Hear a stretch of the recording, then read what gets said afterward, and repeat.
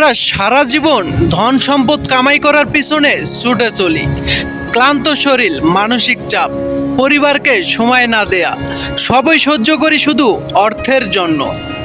কিন্তু শেষ নিঃশ্বাসের পর সেই টাকার বেশিরভাগই পড়ে থাকে ব্যাংকের হিসাব, লকার বা অন্যের নামে। জীবন দশায় হয়তো জরুরি চিকিৎসার জন্যও টাকা খরচ করি না, মানসিক শান্তি খোঁজার জন্যও কোনো সময় বের করি না। সন্তানদের সঙ্গে একান্তে সময় কাটানো বা একটি সুন্দর ভ্রমণ সবই পিছিয়ে দেই। আমরা ভাবি এখন নয় পরে করব, কিন্তু পরে নামের সেই দিনটি প্রায়ই আর আসে না। জীবনের শেষ প্রান্তে এসে বুঝি সময়ই ছিল আসল সম্পদ। অর্থ ছিল কেবল একটি মাধ্যম, যা ব্যবহার না করলে মূল্যহীন।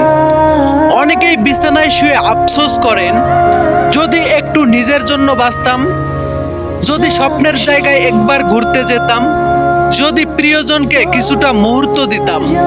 কিন্তু তখন আর কিছুই করার থাকে না, শুধু আফসোস আর অনুশোচনা। তাই বেঁচে থাকতে নিজের জন্য বাঁচুন।